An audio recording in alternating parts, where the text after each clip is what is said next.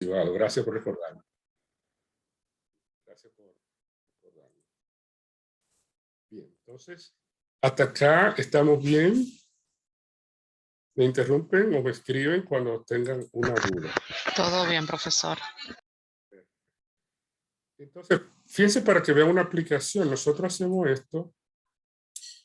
Un ejemplo similar lo hacemos con un caso de salud, por ejemplo. Y así, con esos mismos 9,000, tenemos un ejemplo que dice, mire, son 9,000 y entonces tengo tres médicos. Entonces yo puedo calcular la productividad de cada médico, en este caso por año. Y puedo ver... Disculpe, profesor, no se está observando. No se observa. No se observa. Sí, sí, perdón, fue que cuando lo activé. Correcto. Gracias.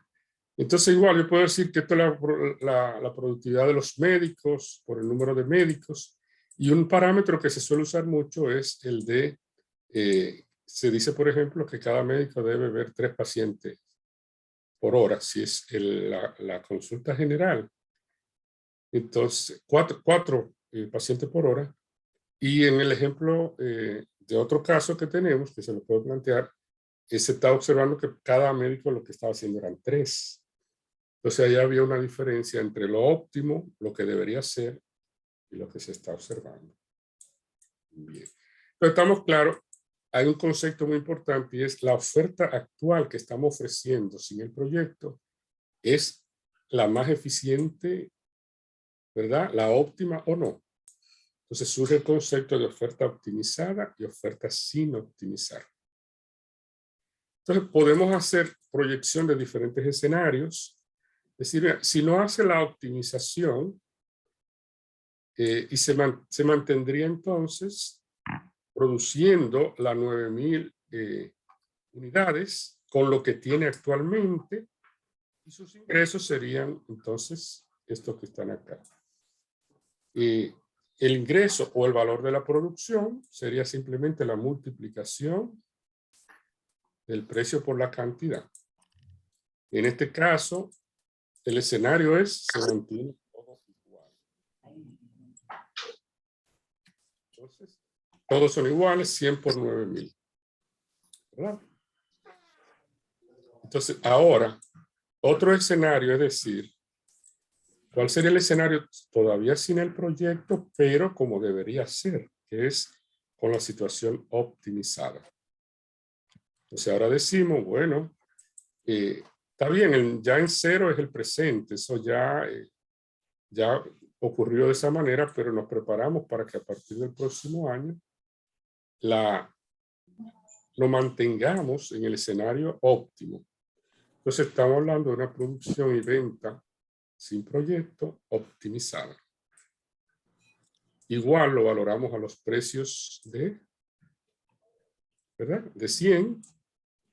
Tenemos el precio, el parámetro de valoración de 100. Y estos son los resultados. Se está multiplicando 100 por 10,000. Entonces, 2 escenarios sin optimizar y optimizar. El otro tercer escenario sería, si ya hago las inversiones necesarias con el proyecto, espero aumentar la capacidad productiva y en vez de 10 llegar a 12, llegar a 13, a 15 y a 15. Entonces, esto se llamaría la producción y venta con el proyecto. Con el proyecto. Estos datos se los daba, decía, esta es los volúmenes requeridos y si me preparo y hago más inversiones, amplío las capacidades de los procesos a través de más equipo, más... Recording.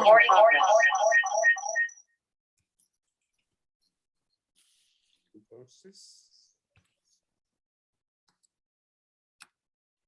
hasta ahí seguimos claros, claritos.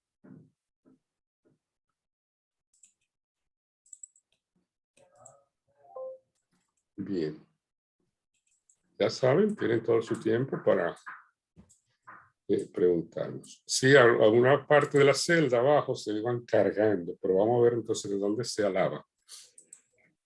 Ahora, viene un punto muy importante y es que lo que me interesa es evaluar el proyecto. Entonces hay que tener en cuenta que se cometen errores de mezclar cosas con proyecto, cosas sin proyecto. No, si yo lo que quiero es evaluar el proyecto, tengo que tener cuidado de asignarle al proyecto lo que le corresponde al proyecto, ni ponerle de más ni de menos. O sea, esta empresa, esta organización, sin el proyecto puede lograr 10. El proyecto lo que va a hacer es aumentar la capacidad de 10 a 12 en el año 1, de 10 en el año 2. Entonces, cuando hablamos de los costos y beneficios de un proyecto, son lo que llamamos, son los adicionales que aporta el proyecto. Entonces hay el término incrementales o diferenciales. Como dice acá, lo del proyecto es con proyecto menos sin proyecto, pero el sin proyecto debe ser el mejor escenario sin proyecto, que es la situación optimizada. Entonces, si restamos 12 menos 10, 13 menos 10, vamos a obtener lo que le voy a considerar, lo que se le debe atribuir al proyecto. La diferencia de con proyecto menos sin proyecto. Entonces, eso es fundamental porque hay muchos errores que se cometen porque yo le puedo cargar al proyecto los 12 y el proyecto nada más me está contribuyendo con 2. Lo otro ya se está logrando sin el proyecto. Bien. Ok, hasta ahí. Igual hago la valoración. Entonces, el valor de la producción con proyecto va a ser, digo, del proyecto. Una cosa es del proyecto, lo adicional, lo incremental, y otra cosa es lo total o lo sin proyecto.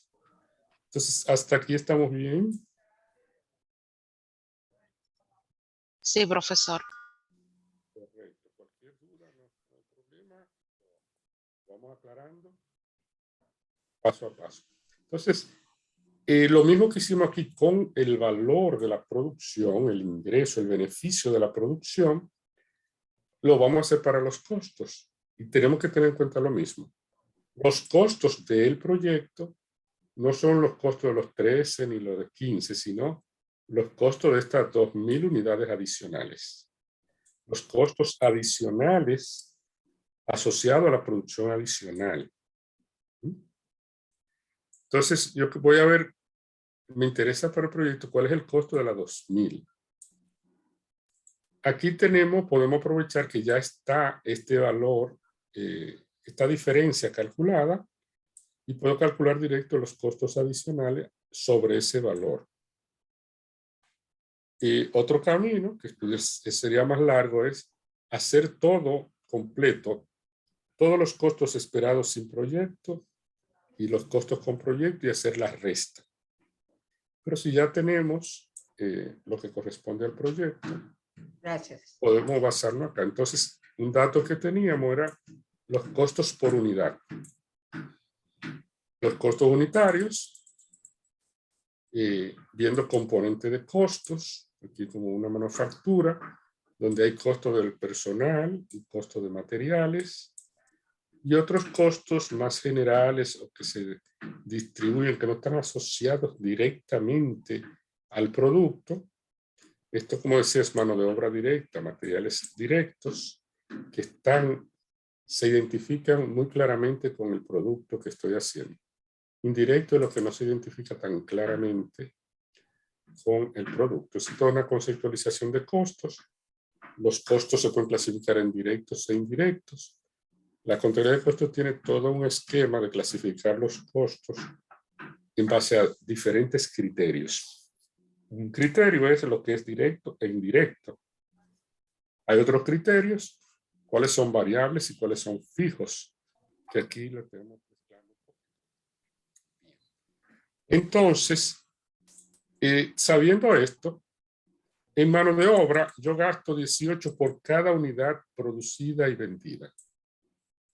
En materiales gasto 20, 12, pero esto es por cada unidad, cada uno. Ahora, si son 2000, el total va a ser multiplicar esos 18 por 2000, los 20 por los 2000, todo esto lo multiplicamos por los 2000.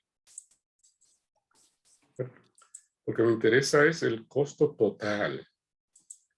Y de ahí llegamos al costo variable total.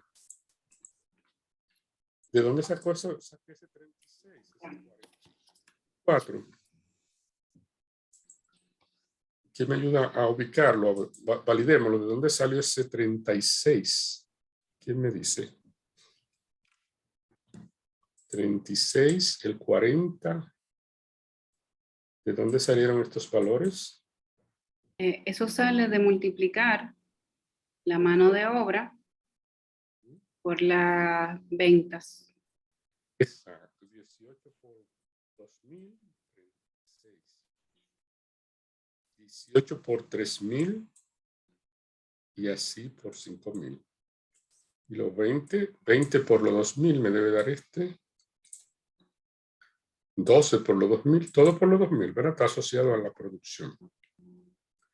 Lo pude haber hecho. En la columna 1 sí por 2000. Y luego tiene que pasar en la columna 2 por 3000, la 3000 por 5000. Correcto. Exacto. Aquí está desglosado para que viéramos más los componentes. Pudimos haber trabajado ya agregado. Decir, no, costo variable es 50. Y también si yo multiplico los 50 directamente por los 2000, tengo este valor. Pero aquí está saliendo ya por suma. Pero de manera directa yo pude haber multiplicado los 50, porque sin entrar en el desglose, en general los costos variables unitarios son de 50. Pero puedo llegar a los 100 de esa manera. Pues recuerden que el concepto de aquí, ese es otro criterio de clasificación, variables y fijos, se asocia a que lo variable está cambiando, como dice el nombre, variando.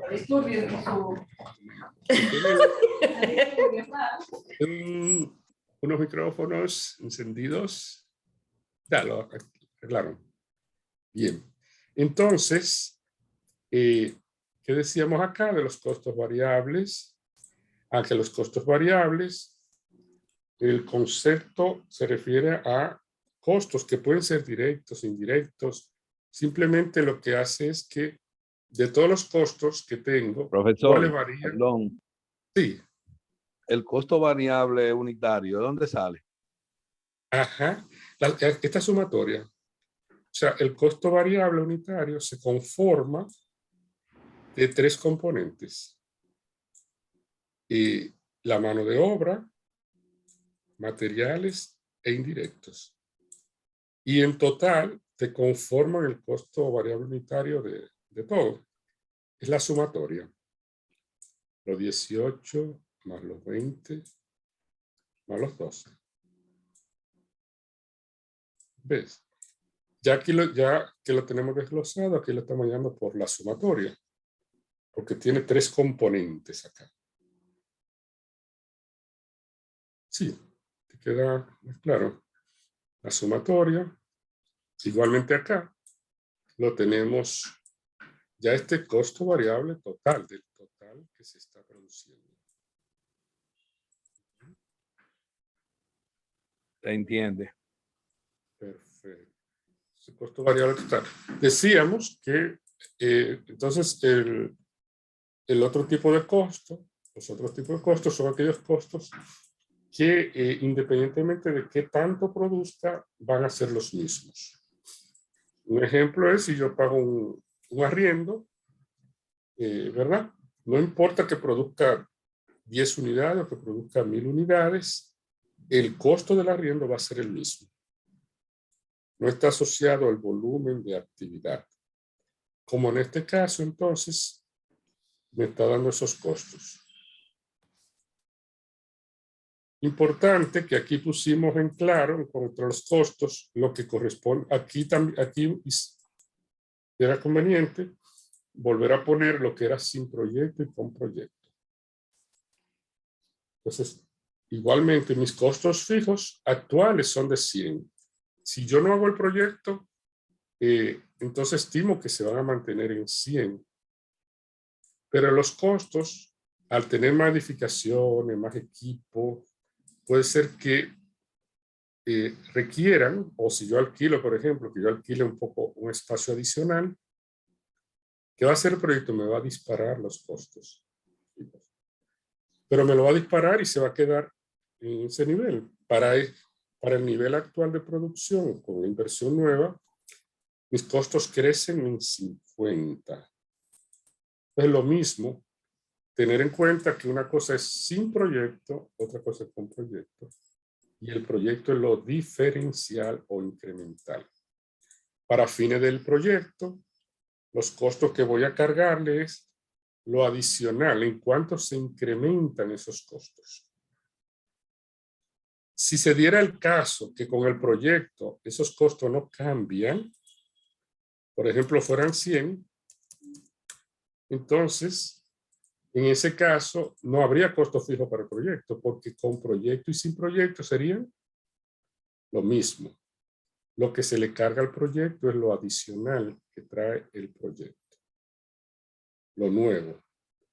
Esa es la manera de ejemplo, pero en el caso es si se disparan los costos, por tanto, son relevantes 50 para el proyecto. Fíjense, otro ejemplo para también clarificar este punto. En el enunciado se decía que había un estudio que se pagaba, un estudio del proyecto. Se contrataba un especialista para firmarla, validar, afinar las informaciones del proyecto. Entonces, ¿qué pasa con ese estudio? Se acordó que había que pagarle 50,000 a la persona que iba a hacer ese estudio. Recuerden que estos son ejemplos de unidades, no necesariamente en pesos. Pero ¿qué pasaba con ese estudio? Que había que pagarlo, yo hiciera o no hiciera el proyecto. Entonces, ¿cuánto tenía que pagar si no hago el proyecto? 50. ¿Cuánto tengo que pagar si hago el proyecto? Lo mismo 50. Entonces, como no representa una diferencia, el proyecto no provoca una diferencia en el costo, como quiera tengo que pagarlo, ese es un costo que no se le debe cargar al proyecto. Al proyecto se le va a cargar los costos que trae consigo el proyecto, lo que trae adicional el proyecto. Entonces, vamos a tener algunos recursos que ya están contratados, que ya se están siendo pagados y que el proyecto no va a producir cambio en ellos. Si es así, esos costos no son relevantes, no son pertinentes. No hay que cargárselo al proyecto. Y un buen ejemplo de eso son los estudios de un proyecto. Los estudios para yo tener más información, a ver si lo hago o no. Pero puede ser que haya pagado 1 millón en estudio y que después el estudio me diga no lo haga. Como quiera tengo que pagarlo. Tenemos la mano levantada. Bien, ¿quién nos tiene una pregunta? Yo, profesor, si puede, por favor, repasar el concepto de esos costos que ya vienen integrados, de no computarlos en el proyecto. Cuando usted menciona el tema de los estudios. Exacto. Por ejemplo, o sea, si yo tengo un proyecto y ya yo tengo algunos insumos donde no tuve que pagar por ellos, ya vienen, por ejemplo, que este proyecto tenemos esta información. ¿A eso es a lo que usted se refiere? ¿Con que ese tipo de elementos no se contabilizan? Sí. Para fines del proyecto, o sea, contablemente en alguna parte los registra y se calculan, pero para fines de toma de decisión hablamos de costos relevantes o pertinentes. No, acá me refería que para tú tener mejor información del estudio, del proyecto, es necesario contratar unos especialistas de mercado, un especialista técnico, ingeniero, que conozcan bien el proceso. Y el aporte de ello va a ser que me van a afinar la información del proyecto. Me van a dar un estudio para yo estimar mejor estas partidas. Ahora, ¿qué pasa con ese estudio? Estamos diciendo que haga el proyecto o no lo haga, va a haber que pagarlo. Entonces, ¿qué significa eso? Que no hay una diferencia acá en con proyecto y sin proyecto. Sin proyecto, si tú decides no hacer el proyecto, tienes que pagarlo. Si decide hacerlo, también tiene que pagarlo. Entonces, ese costo no representa ni ventaja ni desventaja para el proyecto. Entonces, ese tipo de costos son los que no se incluyen en el proyecto, como me da aquí exactamente 0, la diferencia, porque el proyecto no lo aumenta, no lo varía. Esos son los costos que se llaman sumergidos o costos hundidos. ¿Ah? Y hay varios tipos de ese costo y hay muchas situaciones en las que podemos tener esos costos. Fíjense, Buenas tardes, profesor. Sí. Disculpe que le interrumpa. Entonces, ¿podemos identificar que esos costos hundidos básicamente se arrastran desde la prefactibilidad del proyecto? Sí, del estudio de factibilidad o prefactibilidad. Pero hay muchos tipos de costos. Ese es un ejemplo concreto, este estudio, que es la prefactibilidad, como tú dices. Pero pueden haber en la toma de decisión que tengamos que hacer de un proyecto o de otro tipo para la empresa, podemos siempre encontrar algunos costos que no van a variar con la decisión que vamos a tomar. Entonces, para ampliarlo un poquito más, un caso de este tipo que se analiza es el siguiente. Fíjate. Si yo voy a abrir una nueva empresa, yo estoy evaluando la conveniencia de abrir o no una nueva empresa. Entonces, cuando estoy evaluando esto, tengo que considerar todos los costos relevantes.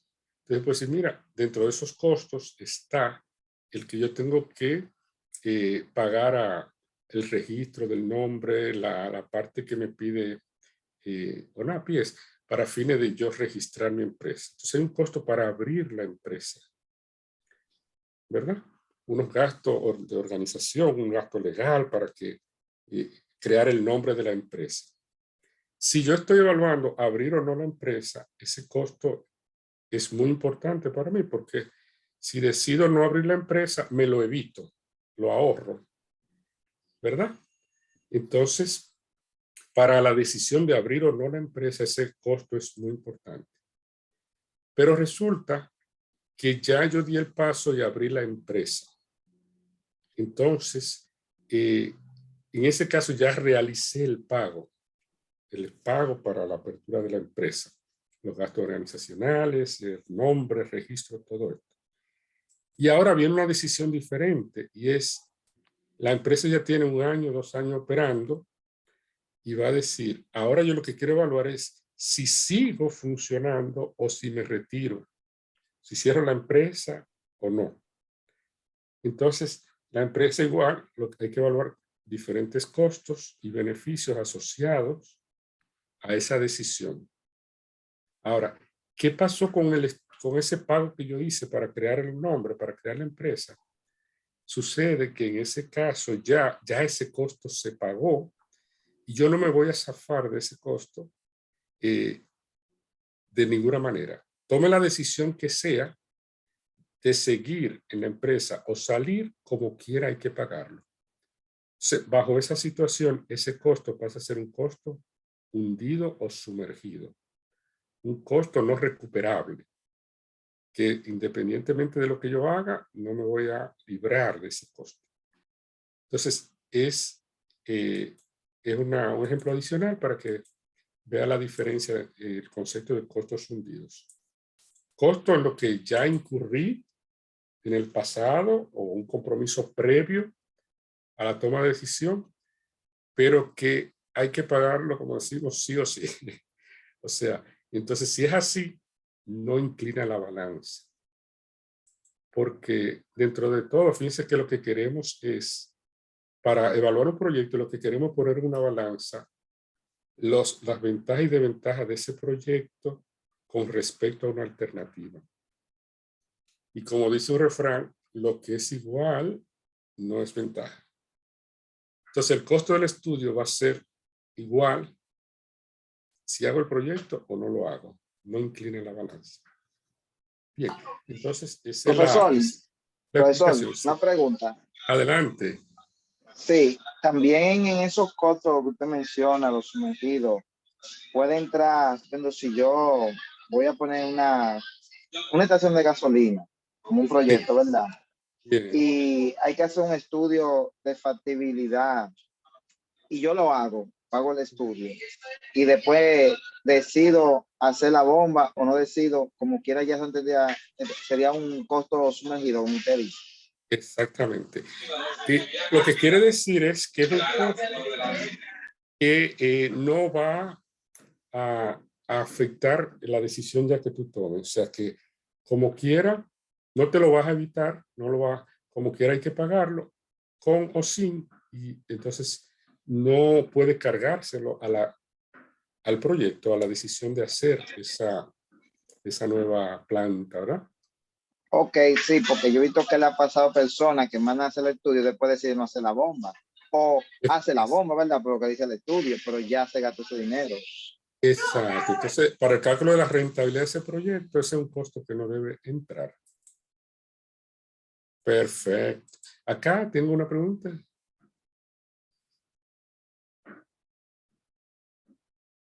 Ajá. Ah, bien. Decía Cintia no tenía la opción. Bien. No hay problema. Bien. De toda manera, ya les quedó la idea de que hay unos costos. Se usa el concepto de esto, que los costos pueden ser evitables o no evitables con la decisión que yo tomo. Y que lo que debo cargar a la decisión son los evitables. Lo que si yo no hago si no doy ese paso, entonces no incurro en ello. Pero lo que incurro de cualquier manera no son relevantes, ¿verdad? No son evitables.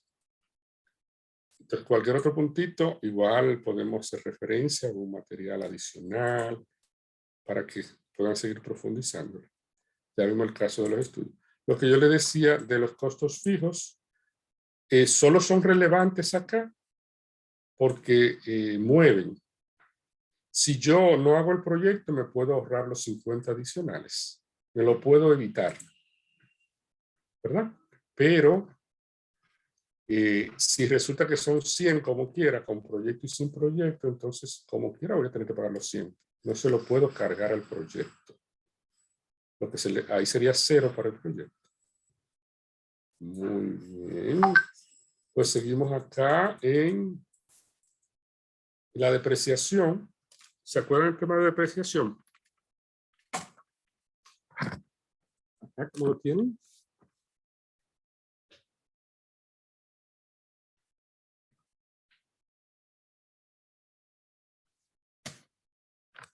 Depreciación.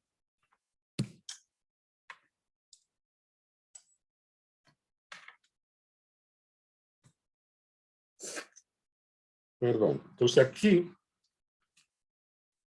estamos partiendo, en el ejemplo nos decía, que yo introduje esta filita adicional.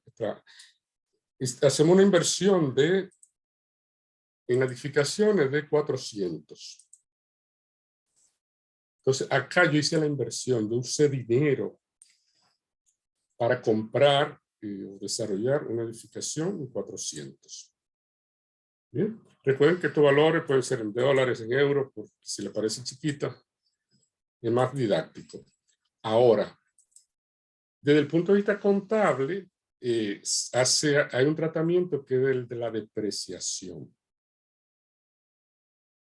Para fines de la utilidad contable, en la depreciación se reconoce que ese activo me va a brindar servicio, me va a aportar no solo por un periodo, sino esa es la característica de los activos fijos, que me rinden por un periodo más o menos largo, 4, 5, mucho más años. Entonces, ¿qué es lo que hace la contabilidad? Que como decimos, lo prorratea, lo distribuye ese costo en el tiempo. Entonces, en vez de cargar en sus gastos una sola vez los 400 cuando se hizo la inversión, lo que lo reparte, entonces cada año le va a cargar una partecita, que en este ejemplo es un 5%. Entonces, en vez de registrar un solo gasto de 400, va a registrar cada año un gasto de 20,000. Que es entonces, se maneja el concepto del valor bruto como el valor inicial al que se adquirió el activo. Y bajo este método de depreciación que estamos usando, le estamos sacando ese 5%, que son los 20,000. Otra partida que hacen los contadores, que registran lo que se va acumulando. Ya cuando pasen 2 años, yo tengo 2 de 20, que son 40. 3 años, 3 de 20, que son los 60, llegó a 80. Y el concepto de valor contable, valor en libro neto, es el valor original menos la depreciación que tiene acumulada el activo. Bien. Entonces, lo mismo hicimos con la maquinaria, que eran 200, pero se depreciaba mucho más rápido que la edificación, a un 20%, y por tanto los 200 me da 40.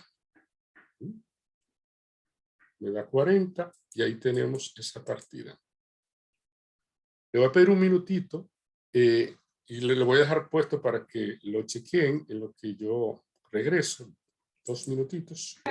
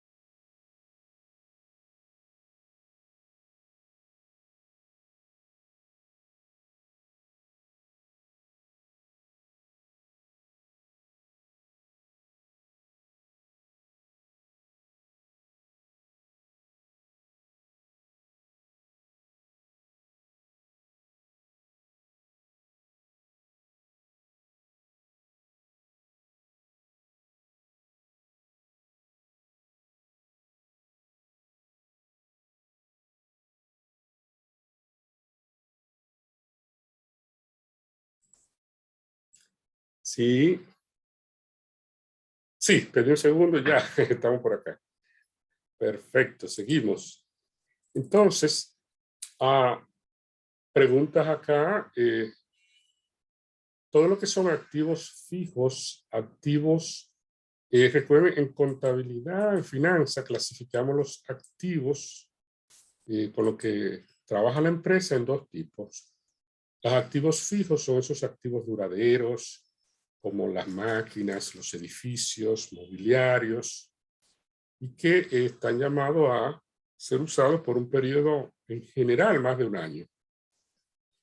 En cambio, tenemos activos que se llaman circulantes o corrientes, que son los recursos que están en constante movimiento en la empresa, como el efectivo, los materiales, el inventario que tiene la empresa, los créditos que mueve la empresa, por ejemplo, cuando vende y te genera una cuenta por cobrar.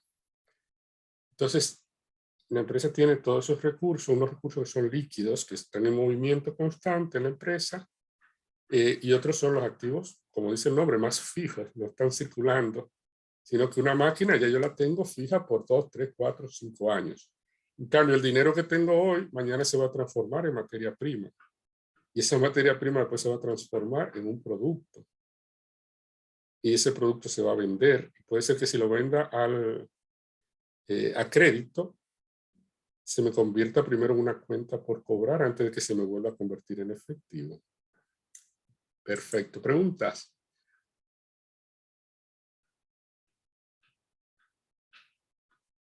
Dice que indica una tasa de 25% de impuestos sobre... Se mantuvo un 25%, yo trabajé con un 30%.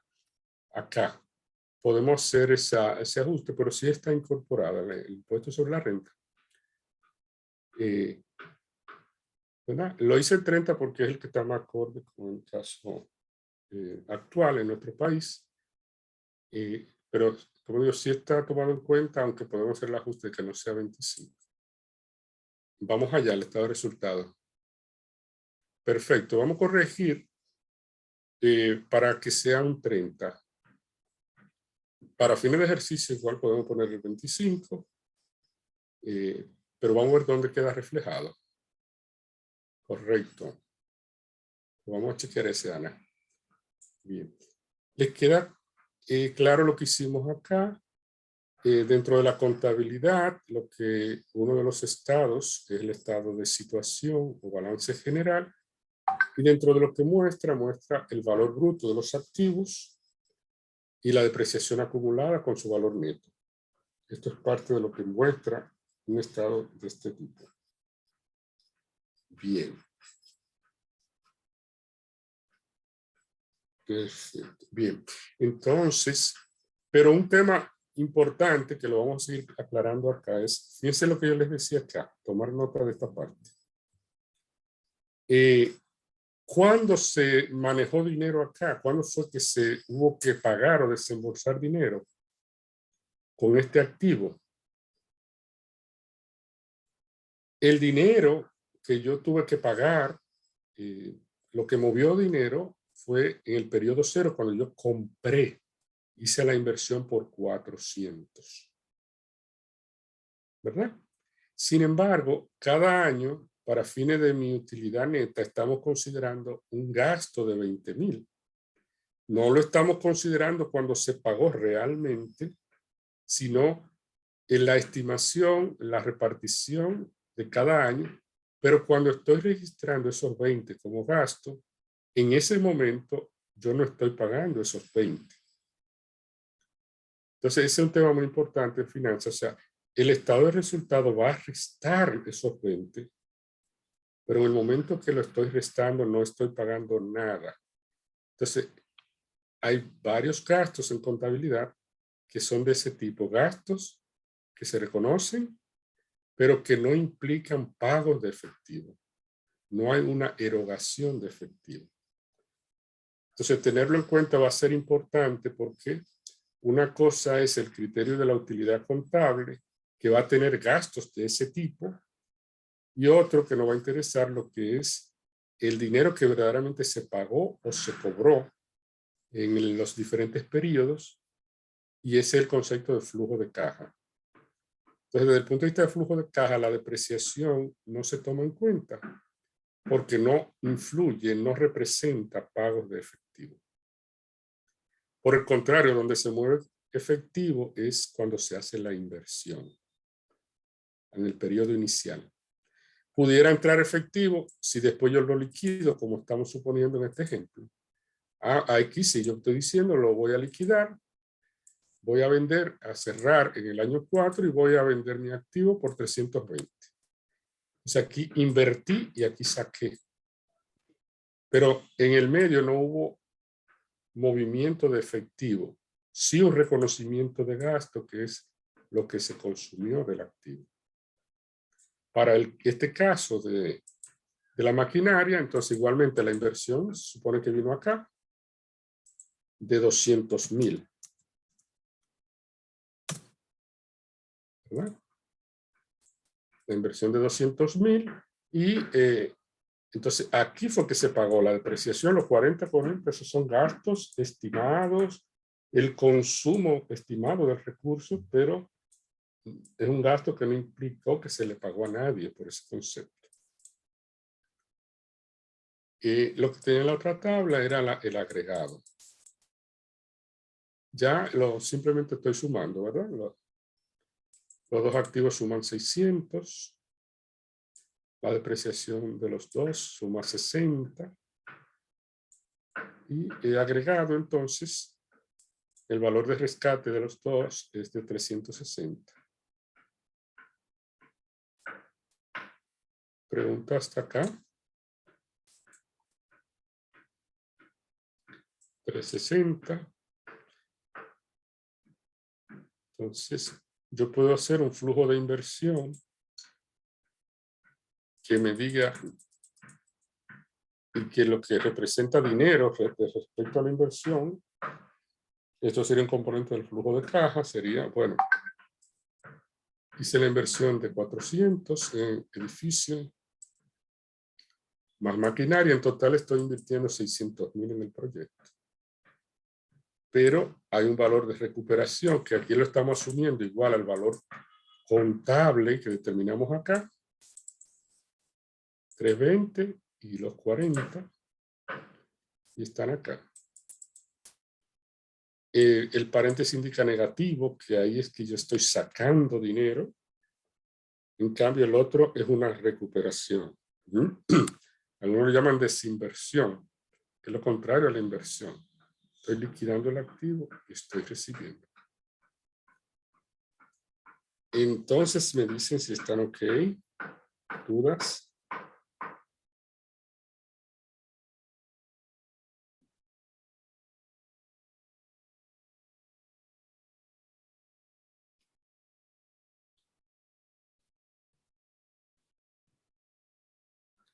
Bien. Seguimos. ¿Dudas? ¿Algún punto? ¿Aclaración? ¿Aporte adicional también?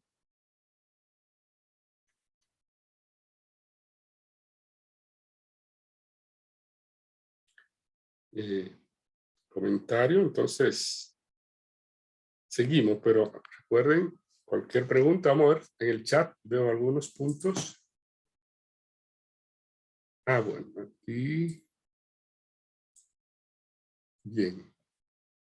Eso. Hola, Rosy, está bien. Seguimos. Vamos claritos. Entonces, ahora vamos al tema de la utilidad contable. Vamos a analizar esa utilidad contable y a ver la diferencia con flujo de caja. Decíamos que la utilidad contable, hay un estado, un informe financiero, como muchos recuerdan, que se llama estado de resultados. Y lo que muestra es esto que tenemos hasta acá. Puede haber variantes en los formatos. Este es un formato que está bajo el esquema de costo variable y costo fijo, que se suele usar más cuando hacemos proyecciones. Para los presupuestos se suele usar más este esquema. Otro criterio es clasificar, agrupar los costos bajo otro criterio, que sería, por un lado, los costos asociados a la producción en sí, directo, los costos de producción del bien o servicio, y otros costos como los gastos generales, los gastos de mercadeo, de distribución, se ponen separados. Incluso se hacen subtotales, se llaman diferentes. Podemos ver un ejemplo. Entonces, esto me lo está hablando de todos los anteriores. ¿Ah? Si quieren lo borro y lo hablamos otra vez. Porque esto se estaba cargando automático. Yo voy a borrar. Vamos a ver si lo borro. Ingreso por venta del proyecto. Lo habíamos estimado allá arriba. Vamos hacia arriba a buscarlo. Ingreso por venta del proyecto. Allá arriba, allá arriba. Aquí está. La celda 35. Ahí me da los 200. Ya puedo alarlo para los otros periodos. Ahí lo va sacando. Costo variable total igual de las 2.000 unidades. Lo tenemos ahí arriba. ¿Dónde está el costo variable total? Aquí lo tenemos. 100. Le puse un menos y me sale con el formato de paréntesis. El paréntesis indica el menos, ¿verdad? Y un copy. Ahí me sale todo. Bien. Costos fijos eran los 50 aquellos, ¿se acuerdan? Los 50 adicionales que traía el proyecto bajo la manga. Esos 50. ¿Dónde están? Están por acá. Le puse su menos también. ¿Ven? Lo estoy hablando. Lo que hicimos antes fue ir calculando cada uno de los componentes que necesitábamos. La depreciación. ¿Recuerdan cuánto es la depreciación?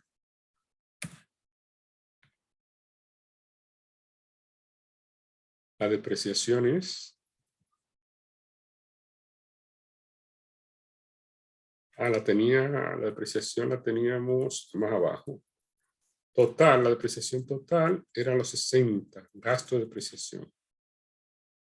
Que bajo el método que estamos usando se llama lineal.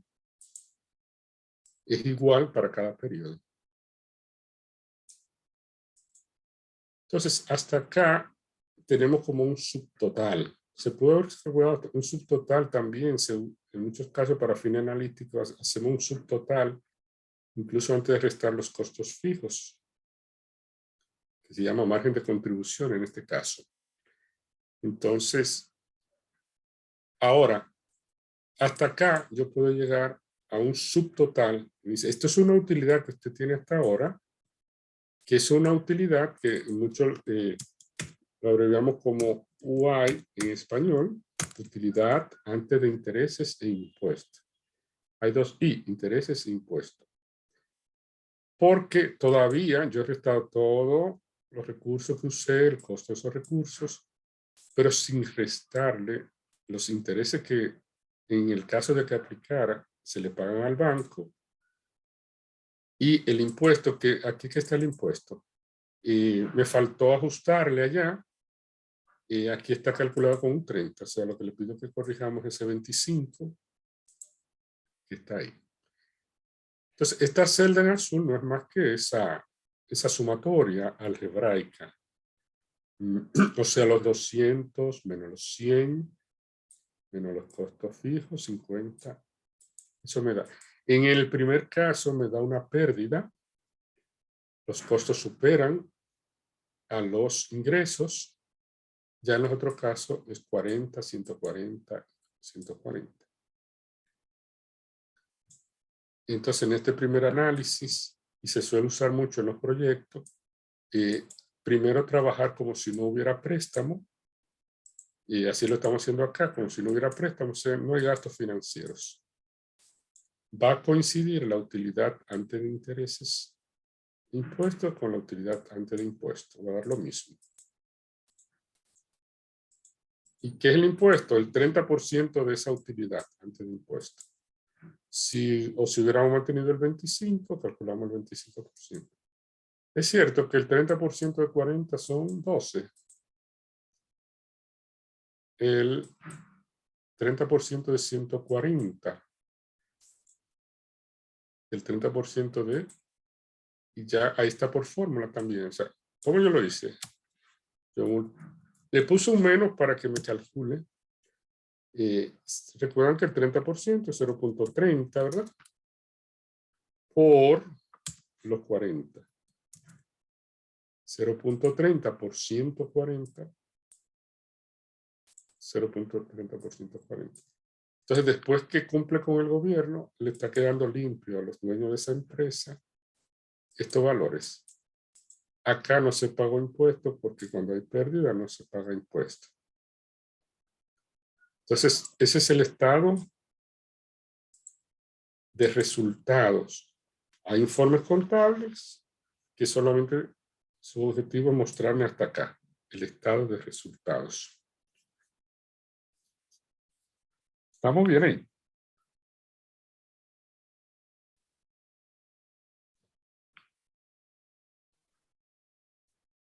¿Estamos ok?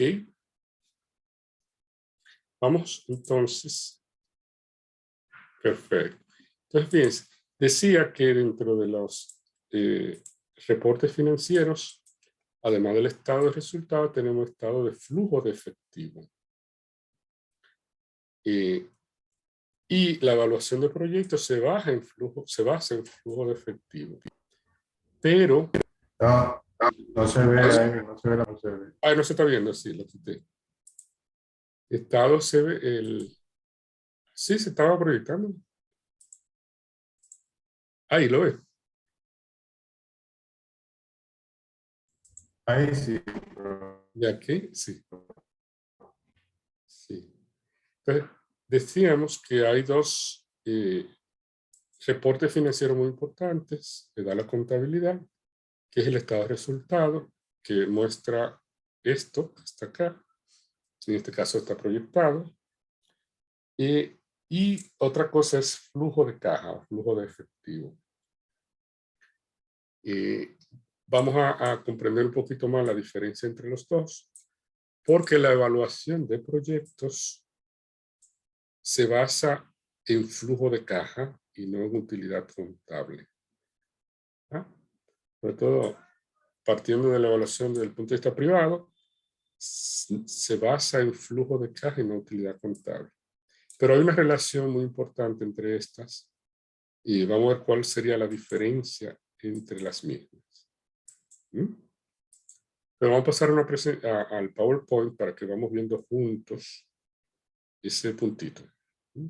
Y me ayudan a hacerlo, a verificar los cálculos.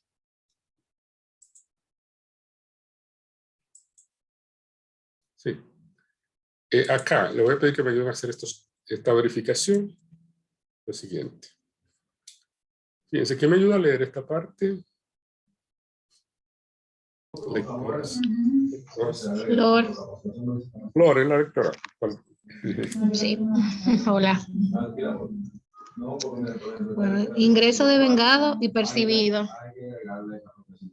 Ajá. Si la producción del proyecto del año 1 fue de 2,000 unidades y el precio fue de 100, ¿cuál es el monto facturado o devengado si se estima que el 16% de la venta de cada año no se cobra en el periodo, sino queda como una cuenta por cobrar ese periodo? ¿Cuál es el ingreso efectivamente cobrado o percibido durante ese año? Perfecto. Entonces, para hacer una aclaración, desde ya dijimos, este es el estado de resultados. Reconoció unos ingresos, pero aquí ya de por sí en los mismos ingresos ya puede haber una diferencia entre lo que es flujo de efectivo o caja y utilidad contable. En la utilidad contable, lo que se reconoce, se calcula, se registra como ingreso es el valor de lo que yo vendí. Pero es la valoración de lo que yo facturé. Puede ser que no todo lo que facturé me lo hayan pagado en ese momento. Entonces ya desde ahí hay una diferencia entre lo que puede ser dinero que verdaderamente recibió la empresa y el dinero que está registrando la utilidad contable. Y esto quiere aclarar ese sentido. Y dice, En promedio, alrededor de 2 meses del año no se cobran ese año. O sea, sigue como el esquema de que lo que yo vendo hoy lo cobro 60 días después. Entonces, eso es lo que está diciendo. Dice, yo facturé 2,000 a 100. ¿Cuánto es el valor de lo facturado? 100 por 2,000 sería los 200, ¿verdad? 200, ¿sería cuánto es? 200,000. ¿Me ayudan a calcularlo? ¿Cuánto sería lo facturado ahí? 200,000. Sí, 2,000, los 200,000, profesor. Perfecto. Sin embargo, dice, pero no todo lo está cobrando al contado. Una parte que se estima un 16% de todo lo que vendió en el año no se cobró ese año. ¿Cuánto sería esa parte? 16% de los 200,000. ¿Cuánto sería?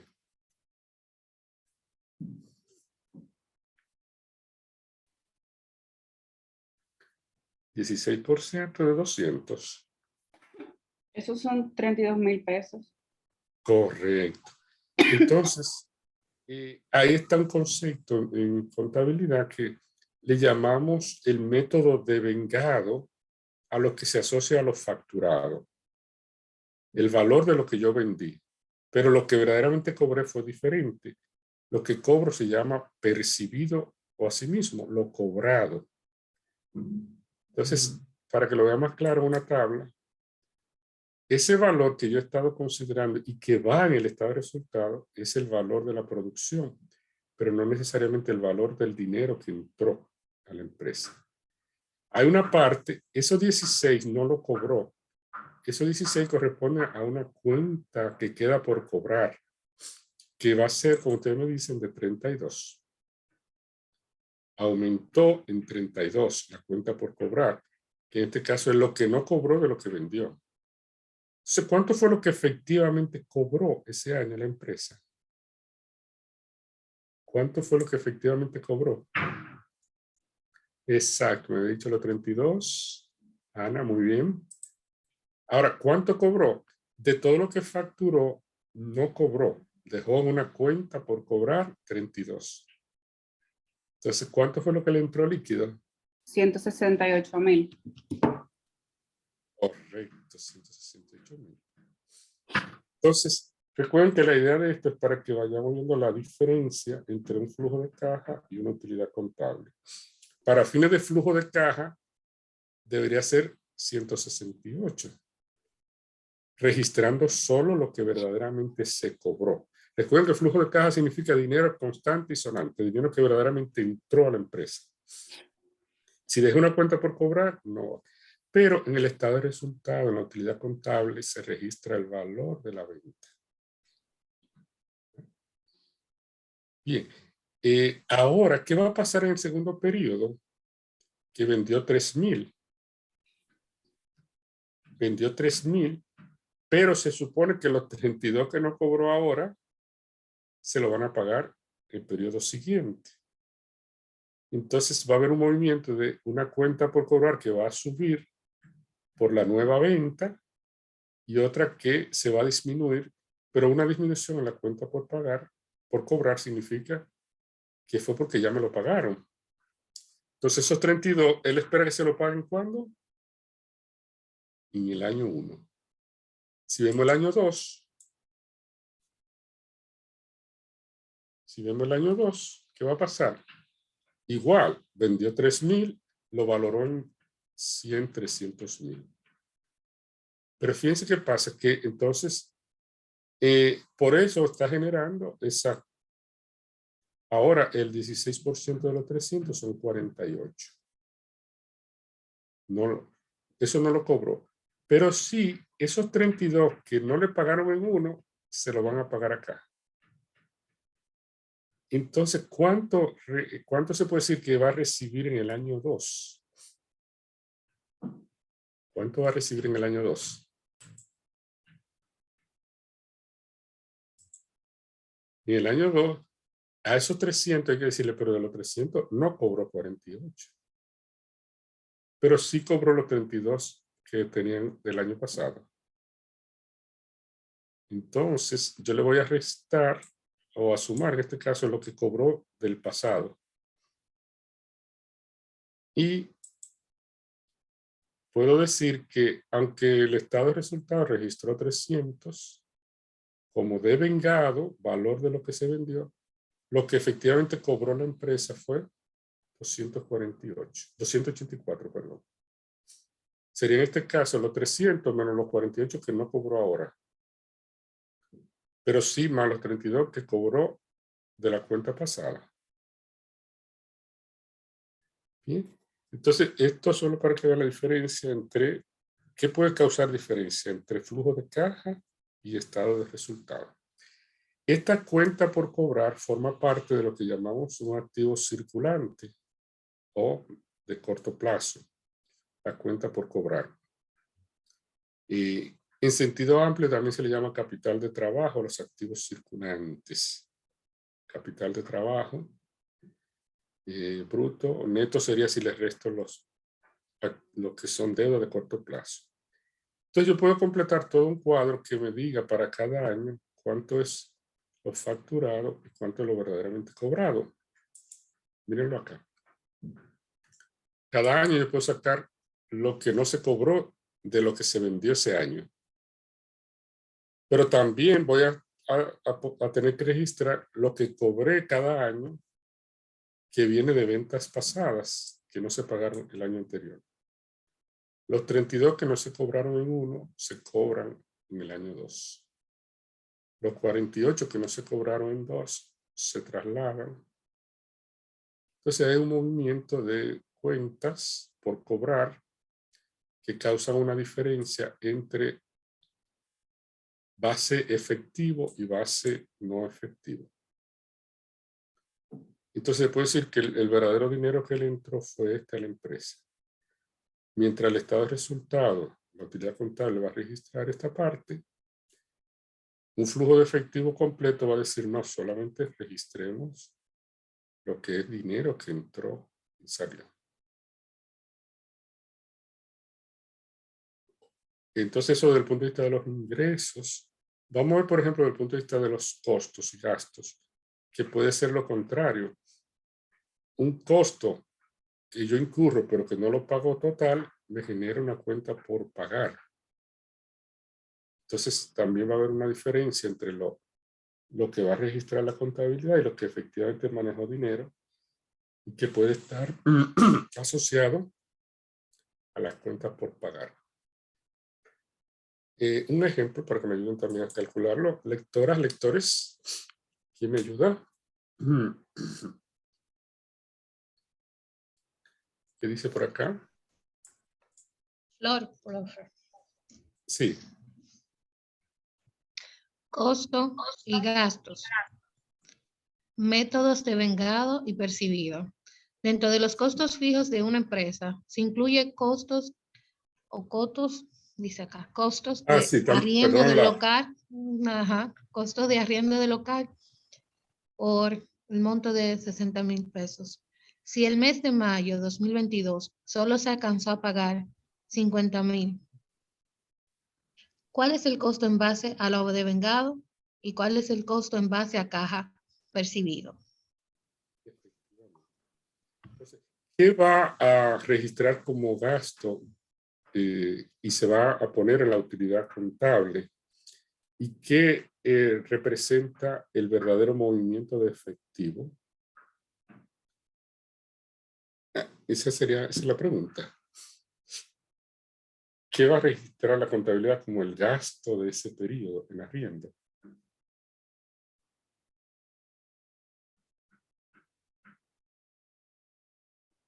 ¿Sí? ¿Quién me ayuda? El gasto en arriendo es 60,000. Entonces, le ayudo. El método que usa la contabilidad para este resultado que dice, ya a mí me prestaron ese servicio.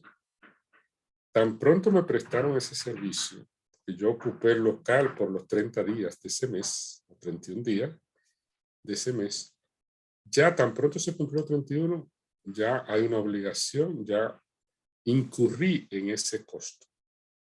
Entonces se debe cargar ese costo total, aunque yo no pague ni un centavo de esto. Entonces, para el estado de resultado se va a seguir registrando los 60. Pero el efectivo va a decir, no, desde el punto de vista efectivo yo solo pagué 50. Entonces, en el estado de resultado automáticamente se registra el valor de 60, pero el otro va a decir, no, pero yo no lo pagué todo. En este caso generé una cuenta por pagar de 10. Lo que verdaderamente pagué fue, en este caso, la diferencia, 50. Entonces ahí tienen una idea de la diferencia. Lo de vengado reconoce cuando se generó la obligación. Cuando ya me prestaron el servicio, ya es un gasto.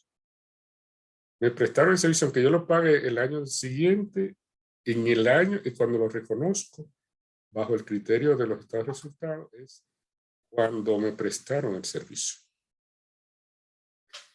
A veces ponemos un ejemplo también para recordarle lo que pasa con los profesores cuando impartimos docencia en algunos programas especiales. Puede ser que en una semana yo dé una clase intensiva de 20 horas de clase en un programa, en un diplomado.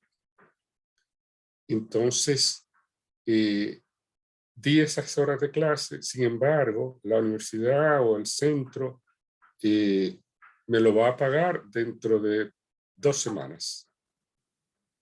Entonces, desde mi punto de vista, ya es un ingreso ganado, tan pronto yo cumplí y ofrecí ese servicio.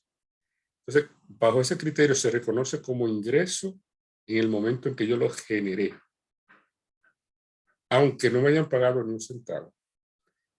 ¿Ah? Entonces, cuando me lo paguen, yo diría, no, ese es el cobrado, el efectivo. Entonces, eso mismo que pasa con la empresa. Tan pronto la empresa cumplió y le entregó al cliente su producto, ya ganó, ya es un ingreso para la empresa.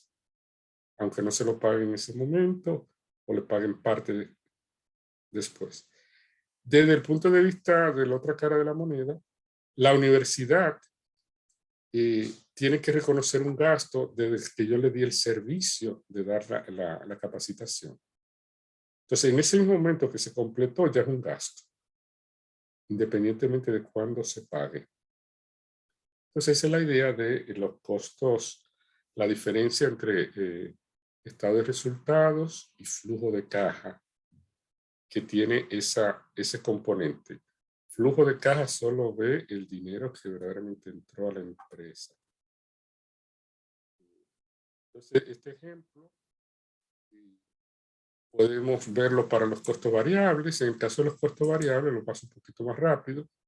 Igual, cada producto me cuesta 50, pero puede ser que por esos productos en ese periodo yo haya pagado más de 100 o menos de 100. Entonces, igualmente puedo hacer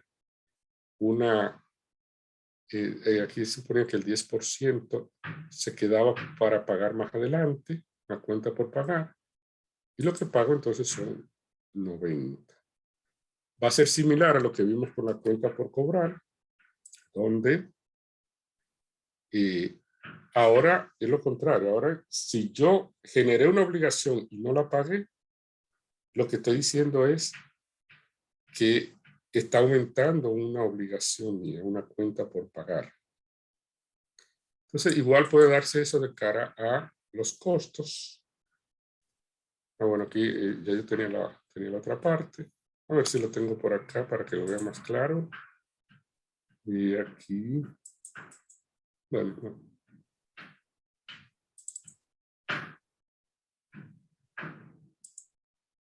Bueno, si ese nada más lo tenía hasta ahí. Igualmente podemos hacer, como digo, para los otros periodos, y donde se genera una cuenta por pagar, que lo que significa que se demora el pago, pero ese pago va a venir más adelante. Se traslada al otro periodo.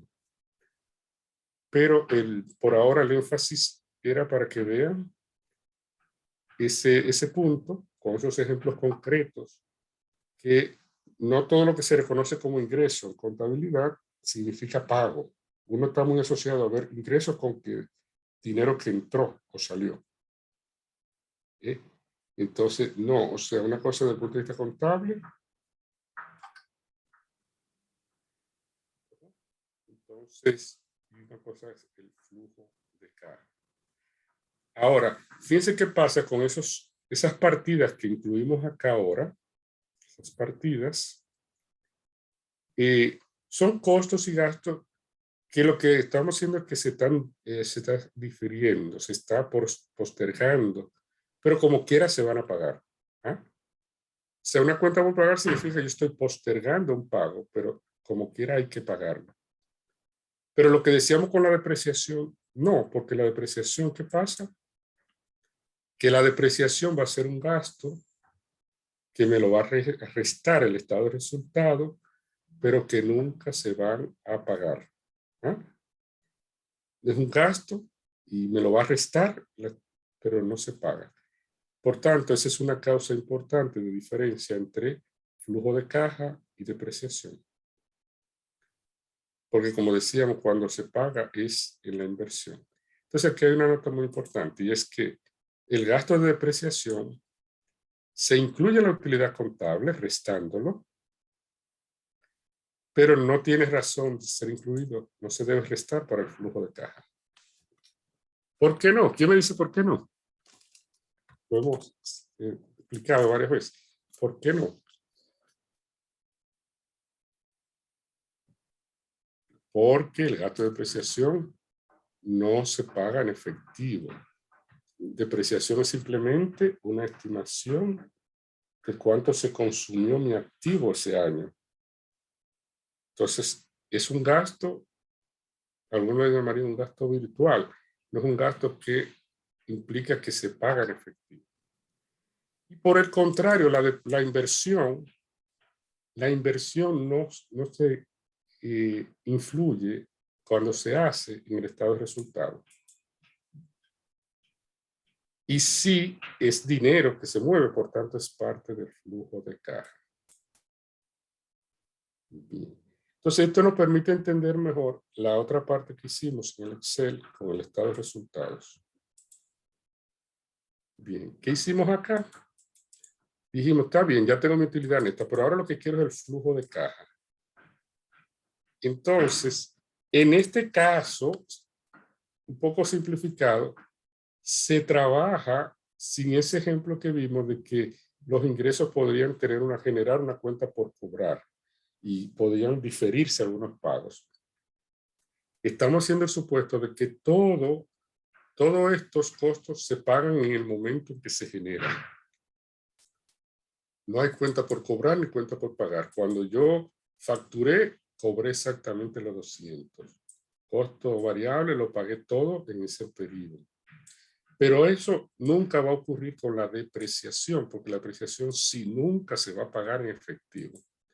Entonces lo que yo dije es, bueno, pues entonces el flujo de caja va a ser todo esto, pero no debo restar la depreciación. En cambio, sí debo restar las inversiones, que no lo restaba antes acá. Entonces esa tabla, vamos a borrarlo. ¿Qué es lo que está haciendo esta tabla? Está diciendo, mi flujo de caja, si parto, supongo que el ingreso lo cobré, el costo lo pagué, todo eso, y el costo fijo también, lo voy restando. Pero depreciación, prohibido restarlo si es flujo de caja, no lo resto.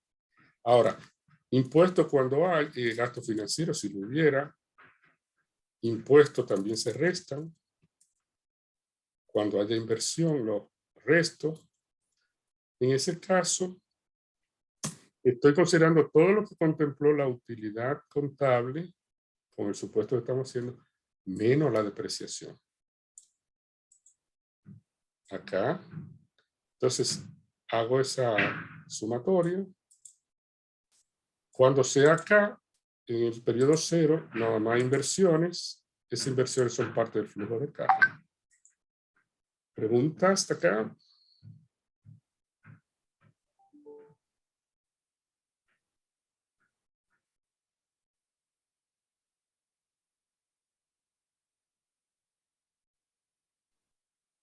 Profe, ¿puedes repetir la razón por la cual la depreciación no se resta? Usted dijo que es porque no es un dinero que se paga, sino es que automáticamente se le va deduciendo al activo. Exacto. Entonces, desde el punto, si lo que tú quieres medir es dinero que verdaderamente salió de la empresa, dinero que verdaderamente entró y salió, para ese fin, que es el fin del flujo de caja, no debes restarlo. Para la utilidad contable sí se restó. El criterio de la utilidad contable sí es diferente al de flujo de caja y incluye entonces gastos como la depreciación, que no implican pago de efectivo, sino que es una estimación de cuánto perdí por usar el activo en ese periodo. Entonces, esa es la razón por la cual aquí en flujo de caja no se resta la depreciación. En cambio, sí se resta la inversión que no aparecía en el estado de resultados. Y con eso llego a mi flujo de caja. Cuando se hace así el flujo de caja, se llama un método directo, donde yo estoy directamente sumando y restando lo que afecta el efectivo de la empresa, ¿verdad? Y llego a directamente sumo lo que hay que sumar, resto lo que hay que sumar. Hay un método que se llama indirecto que dice, vamos a aprovechar que ya tengo la utilidad neta y vamos a hacer los ajustes necesarios, sumar y restar, para convertirla en flujo de caja. ¿Sí? Dos preguntas. Profe, una pregunta. En Adelante. la columna 4, el valor de rescate, ¿no se sumaría ahí? Sí, sí. Ah, mire, yo posiblemente se me haya pasado sumarlo. Tiene razón, me faltó, esa es la 109. Sí. Sí, muy buena aclaración.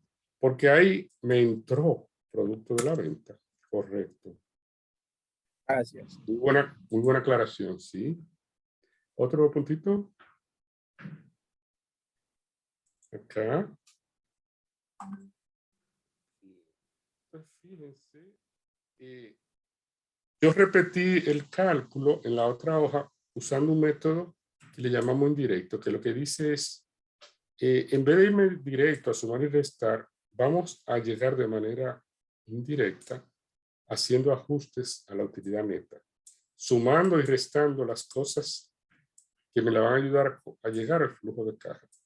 Entonces, en ese caso, el primer gran ajuste es la depreciación. O sea, lo que hemos estado considerando la depreciación, si yo parto de la utilidad contable para estimar el flujo de caja, lo que introduzco de nuevo la fila de la depreciación y hago como una reversión.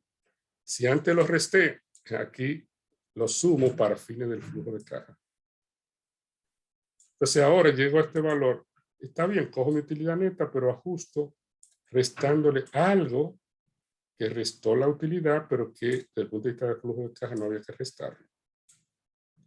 Y sí, voy a entonces, lo que aquí bajo este método va a ser una sumatoria.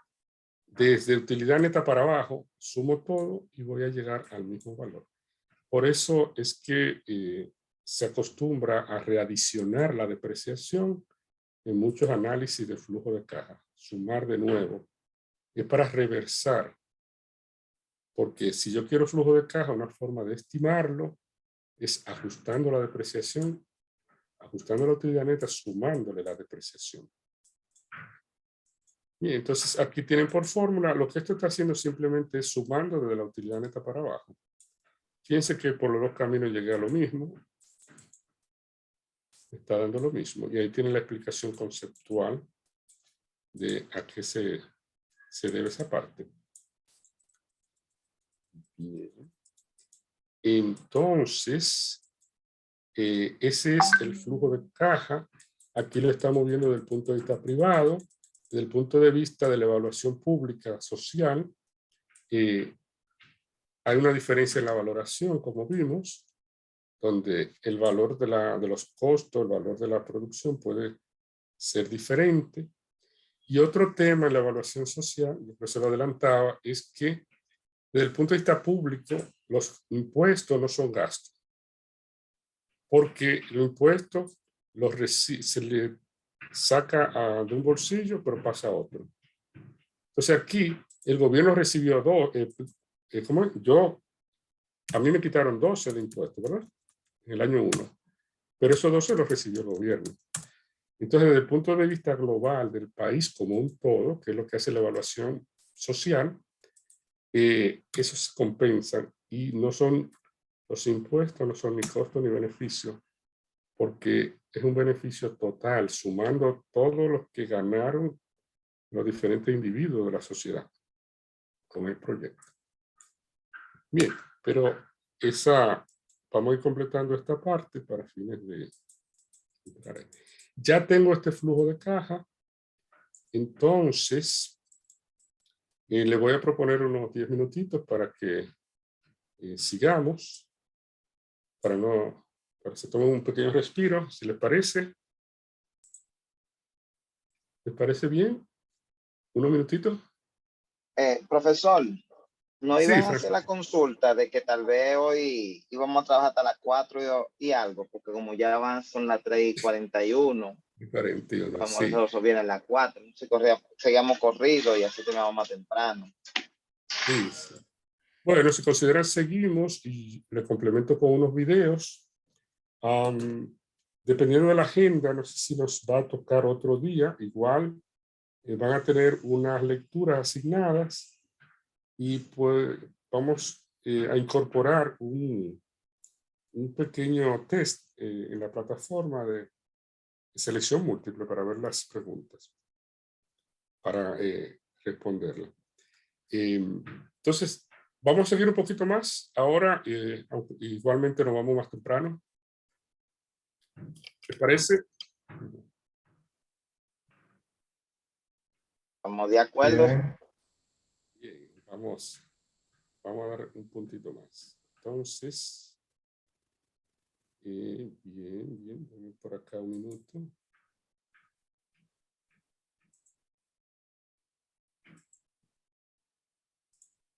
Bien, vamos presentando acá. En pantalla, Francisco. Sí, bien. Entonces, unos conceptos fundamentales acá de la parte que sigue. ¿Qué tenemos acá? Ya tenemos la primera etapa. En la evaluación de un proyecto desde el punto de vista privado y público, yo debo llegar a ese neto. Al final de cuentas, lo que esto me está diciendo es que para hacer el proyecto yo tengo que invertir 600 hoy y espero recibir estos flujos futuros, estas compensaciones futuras.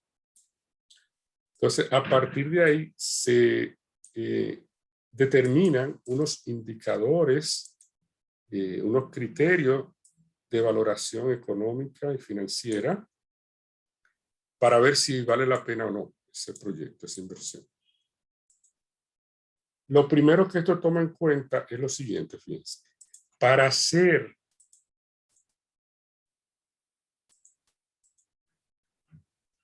lo vamos a ir viendo. Yo debo comparar, ver si esta inversión en el proyecto vale la pena. El criterio financiero económico siempre dice que para yo evaluar algo tengo que tener al lado una vara de comparación.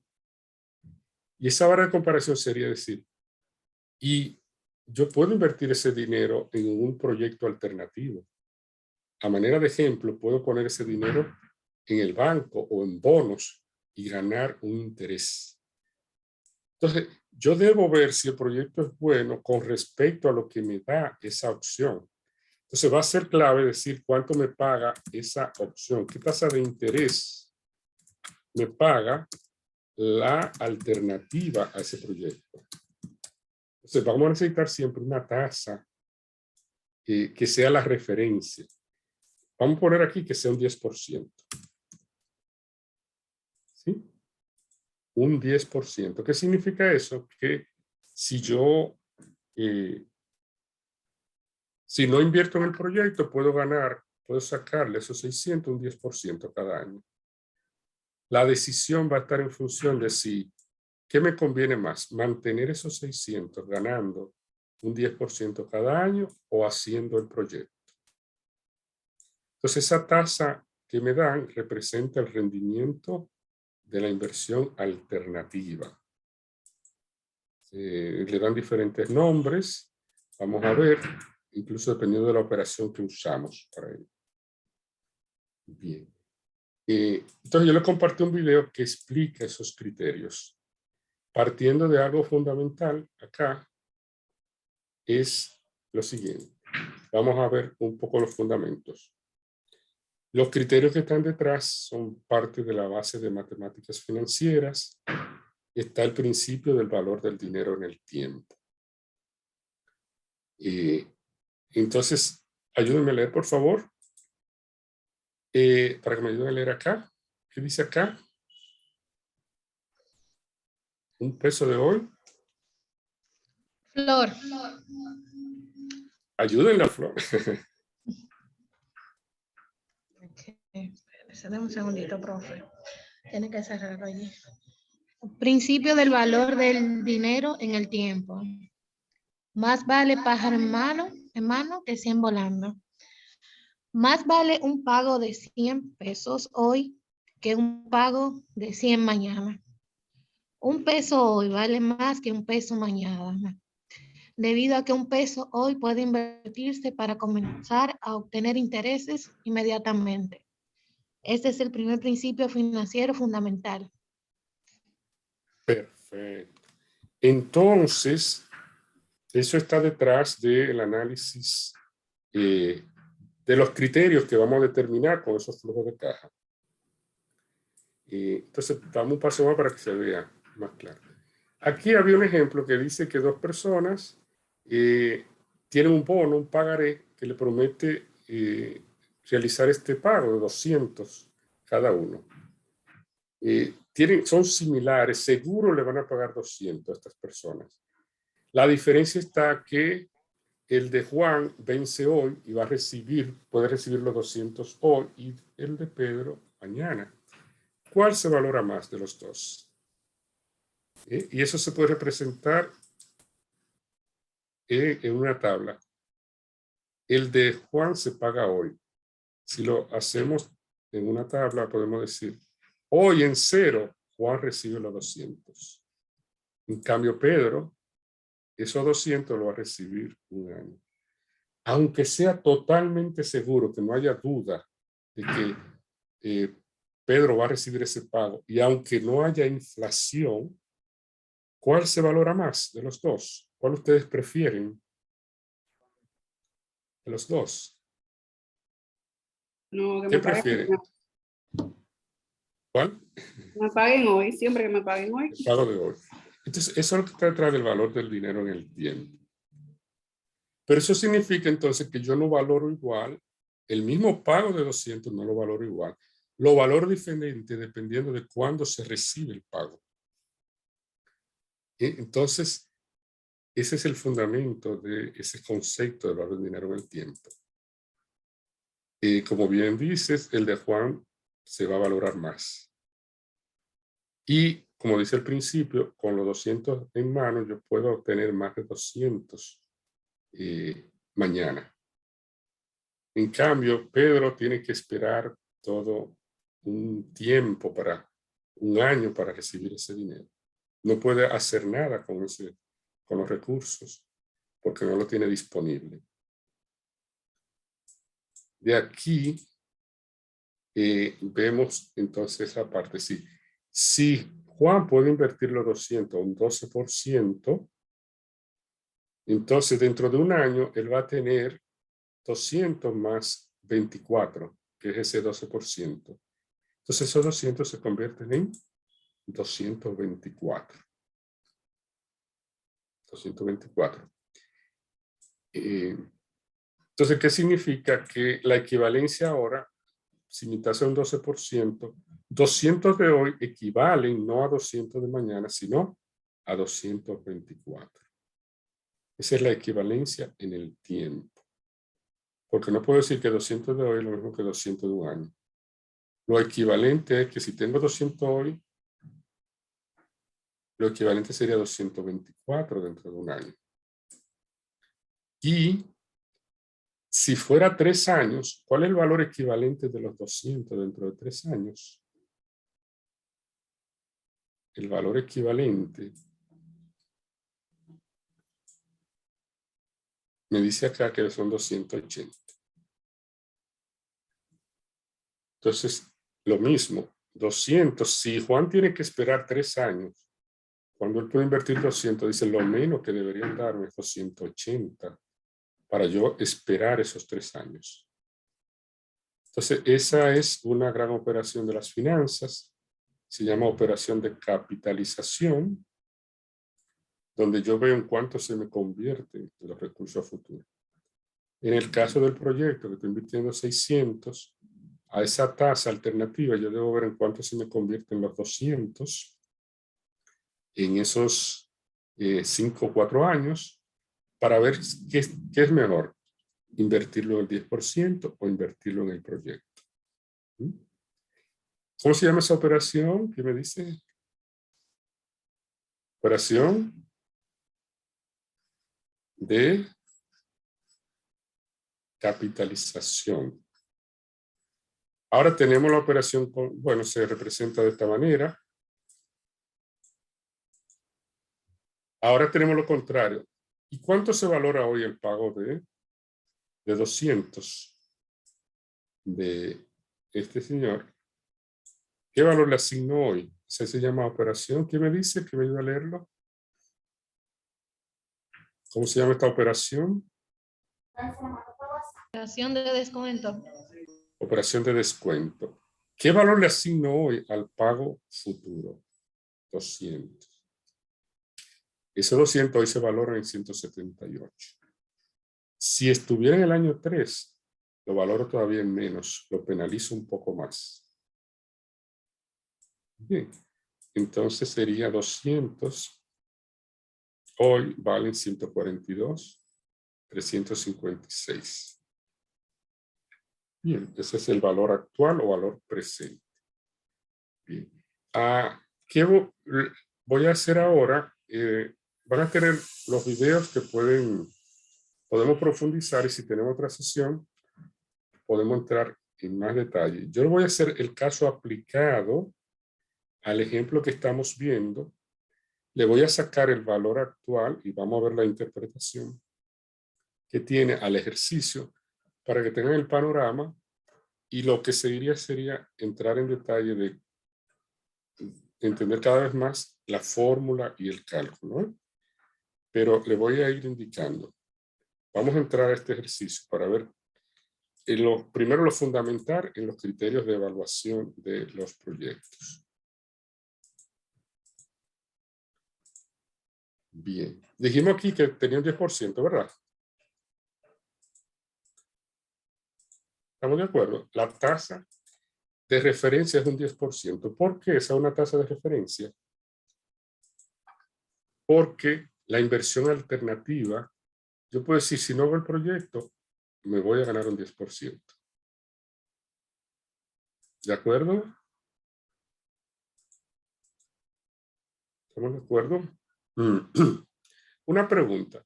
Si usted invierte en 600 al 10%, ¿cuánto tienen al cabo de un año?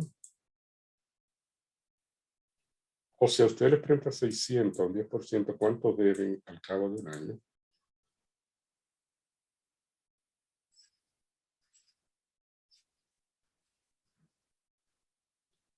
¿Sí? ¿Qué le dicen? Son 660.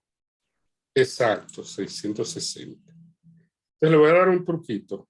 ¿Cuánto es la tasa? 10%. Vamos a expresarlo en forma decimal. 0.10, o sea, dividido entre 100, ¿verdad que sí? 10% en forma decimal es 0.10. Vamos a sumarle 1. Entonces, si a mí me prestan un 10% o yo invierto un 10%, la cantidad invertida cada año va a crecer multiplicándose por 1 más esa tasa, que es 1.10. Entonces veamos cómo se puede aplicar la evaluación del proyecto acá. Está en el libro que yo, el material que yo les di, el video. Fíjense. Para fines de análisis, vamos a considerar que al proyecto se le está prestando un 10%, esos 600 a un 10%. ¿Mm? Porque eso es lo que está costando el que prestó o el que invirtió ese proyecto. Dice, si puedo invertir un 10%, entonces voy a hacer como que le estoy prestando el proyecto al 10%. ¿Hay una pregunta? Sí, aquí tenía Francisco. Entonces, esos 600, si me prestaron 600, cuando pase el primer año, yo debo ¿cuánto? Debo esos 600 multiplicado por 1.10. Multiplicado por 1.10. Entonces, ¿cuánto le debo al dueño del negocio, al que hizo ese financiamiento? 660 al año 1. Ahora, el proyecto generó 50. Yo se lo voy a abonar, esos 50 acá. Entonces voy a decir, esos 50 se abonan. Después que se abonan, le va a quedar debiendo ¿cuánto? 610 al dueño al que prestó esos 110. ¿Cuánto le debo si pasa un año más? Esos 610 se van a multiplicar por 1.10. Entonces, 610 por 1.10 le debo 671 al dueño al que me prestó su dinero, pero puedo abonarle el 88 que generó el proyecto de manera limpia. Y tenemos 383. Le debo 583. Y así sigo. ¿Cuánto le voy a deber acá? Por 1.10. Y le acabo debiendo acá al inversionista 483. Finalmente, llego acá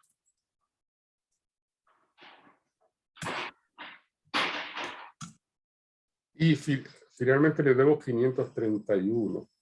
El proyecto generó 518. Fíjense que a esa tasa el proyecto parece que no es bueno, ¿no? No parece, no es bueno, porque el proyecto va a ser bueno si es capaz de devolver los 600 y quedar un excedente. O sea, el proyecto no fue capaz de devolverle el 600 más los intereses. No fue, le faltaron 13,000 para llegar a ese valor. Entonces, esto es lo que se llama el valor capitalizado de los beneficios netos.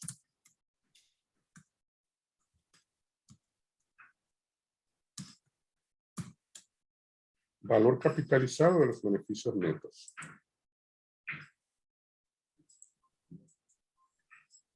Si es negativo, el proyecto no es bueno. Entonces, en este caso, este proyecto no está siendo rentable si mi tasa alternativa es un 10%. Bien. Entonces, el otro criterio muy usado es el de cuál es el valor actual de esos pagos futuros. Le voy a indicar cómo lo hacemos. Y es un tema para que con el video y con otra sesión lo desmenucemos. Otro criterio es decir, vamos a copiar esos valores.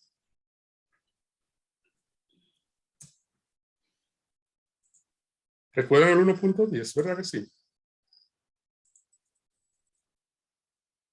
El 1.10. Sí. Bien. Vamos a hacer un factor con ese punto 10, que va a ser, partiendo de 1, vamos a multiplicar por 1.10 cada periodo. El periodo 1 por 1.10. el periodo 2 ahora va a ser el 1.10 por 1.10 otra vez. El 1.21, todo por 1.10. Si quieren, si están de acuerdo, ese valor, solamente esto para ir cerrando hoy.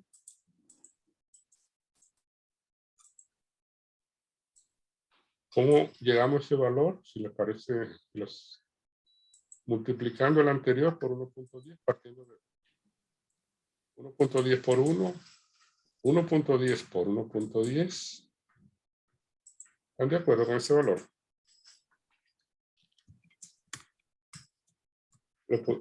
Por favor, verifíquenlo.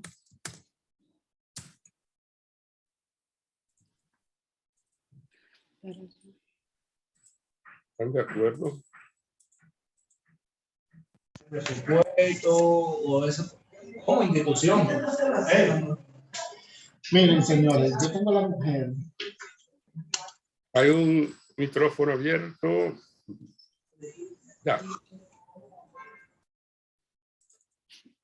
Entonces, lo único por hoy es que me digan si están claros cómo yo llegué a ese valor.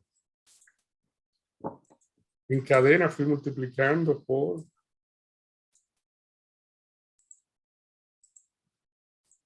1 más esta tasa, ese 1.10 que sacamos ahorita.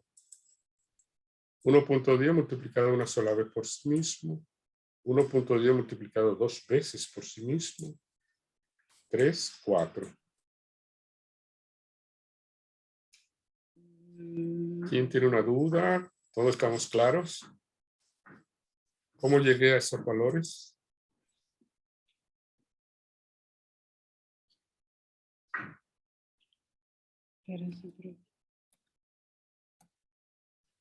Bien. Profe, disculpe, ¿puede por favor Ajá, repetir su explicación? correcto. Sí, Gracias. sí. Fíjate, estoy sacando un cálculo que me va a permitir hallar el equivalente al presente de cada uno de esos pagos futuros. Entonces, esos 50 que va a recibir el proyecto, que va a generar el proyecto en el año 1, me interesa ver cuál es el equivalente al presente de ese pago. Que equivaldría a decir cuánto tengo que invertir hoy para tener dentro de un año 50,000. Entonces, la reglita es muy sencilla. La tasa que me dan es un 10. La pongo en la parte decimal, en forma decimal, que dividiendo entre 100 y le sumo 1. Pues un factor clave va a ser 1 más esa tasa, 1.10. Si la tasa fuera un 12%, yo trabajo con 12.12 más 1. Si fuera un 8%, entonces lo que hace es sumarle esa tasa. Entonces ese 1.10, lo que yo estoy haciendo es que estoy multiplicándolo tantas veces como periodo tenga. Si estoy en el periodo 1, lo estoy multiplicando una vez por sí mismo. 1.10 lo dejo igualito. Pero si estoy en 2, es 1.10 por 1.10. ¿Cuánto es 1.10 por 1.10? Ese valor de acá. En 3, ¿cuánto debería ser? En 3 debería ser 3 veces 1.10 por 1.10 por 1.10. Y el otro sería 1.10 4 veces por sí mismo. 1.46. Correcto. Si yo divido cada valor, incluyendo partiendo en 0 de 1, ¿qué estoy obteniendo? El valor equivalente al presente de cada uno de esos pagos. El valor equivalente al presente de los 50 es, si quieren tenerlo con los decimales, es 45.454,5. Hoy se valora en 45.454 un pago de 50 del año 1. El pago de 88 se divide entre 1.21 y me dice que en el presente esos 88 se valoran en 72.727. Y así sucesivamente. ¿En cuánto se valoran hoy los 518? en los 518 entre 1.10, 4 veces, ¿verdad? 353. Entonces, eso es lo que se llama el valor actual. En otras palabras, una interpretación es que el valor actual es lo que yo tendría que invertir hoy si me pagan 10% para tener esa cantidad dentro de un año. ¿Cuánto tendría que invertir hoy para tener 88 dentro de 2 años? Los 72. Y así sucesivamente. Entonces, este es el valor actual de cada flujo individual. Yo puedo hacer un valor actual de la sumatoria, de todo. Sumar acá los 600 con su signo negativo, los 45, los 72, y me da este valor.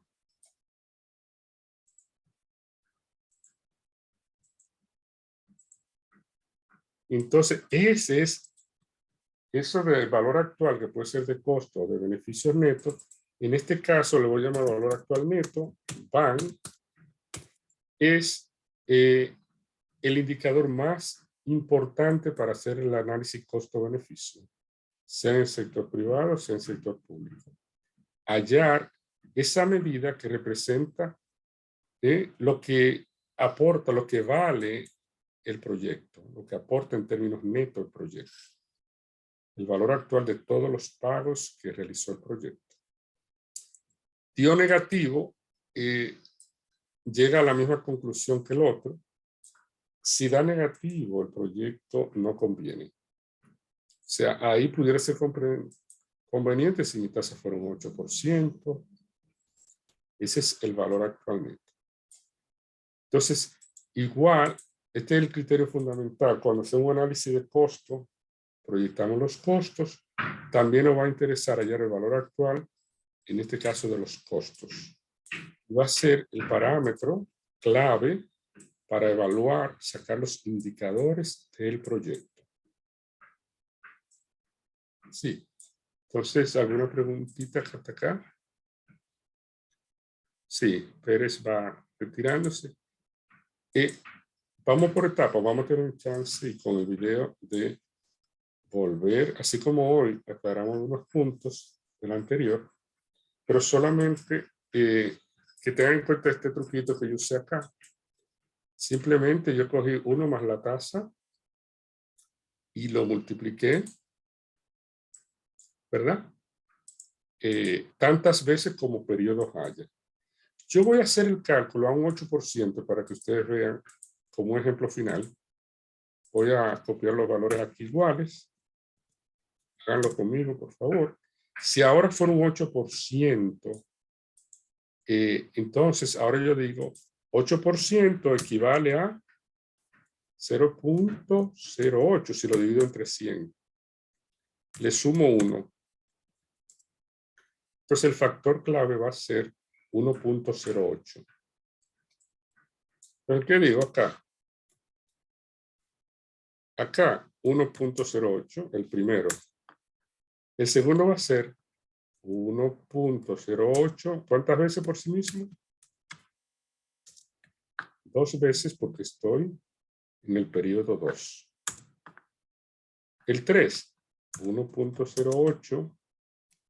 ¿Cuántas veces? 3. 3 veces. Si recuerdan matemáticamente, eso es lo que significa 1.08 elevado a la 3. Y el otro sería, ¿cuánto? Díganme ustedes, ¿cuánto le daría? Sí, ¿cuánto le daría? Calculen lo primero que yo.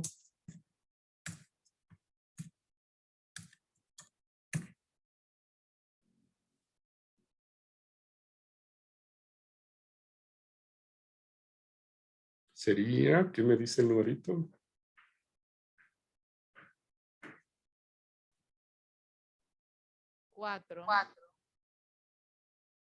Sería 1.0, sí, ya que así, porque 1.08.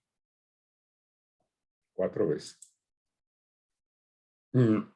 Fíjense, en ese caso, el valor me da positivo Si mi tasa fuera un 8%, el proyecto vale la pena.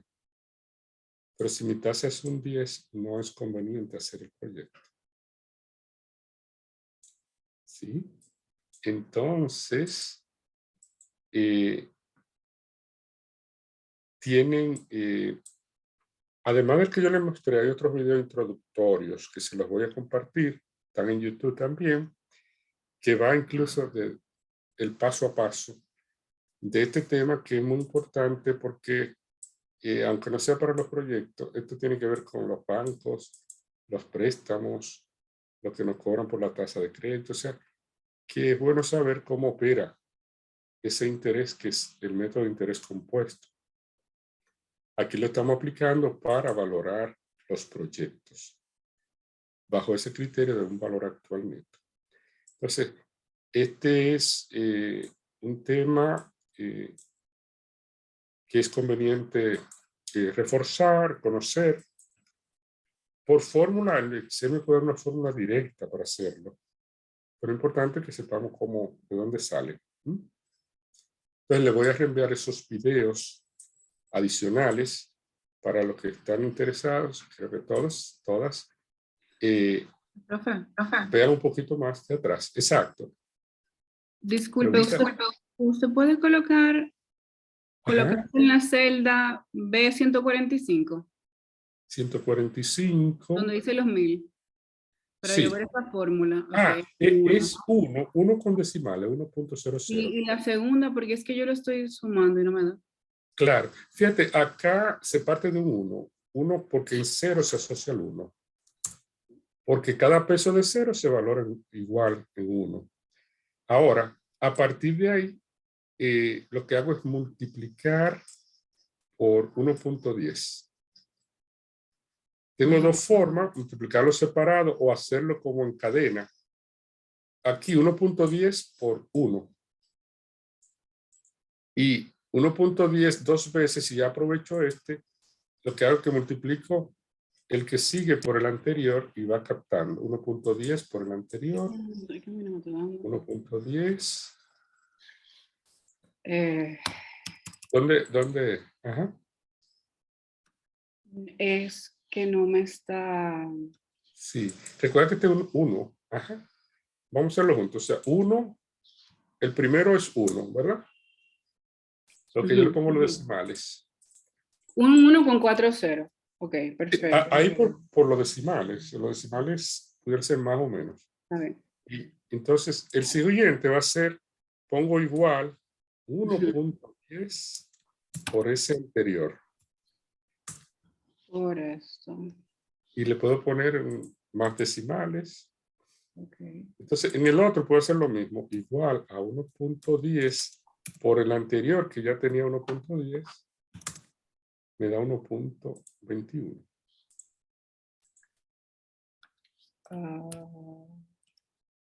¿Qué está dando? Sí, ahora sí. Ajá.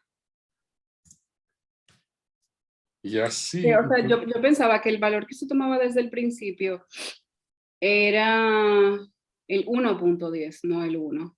Entonces, a partir de ahí yo lo estaba multiplicando. Sí, es una cadena. Realmente, de manera resumida, lo que estamos diciendo es, tenemos el 1.10 de base, entonces el 1.10 lo multiplicamos tantas veces por sí mismo como indica el periodo. Puedo llegar de manera directa o haciéndolo en cadena. Este equivale a 1.10 dos veces por sí mismo. 1.10 por 1.10, 1.10 tres veces por sí mismo. Y ahí hay los factores.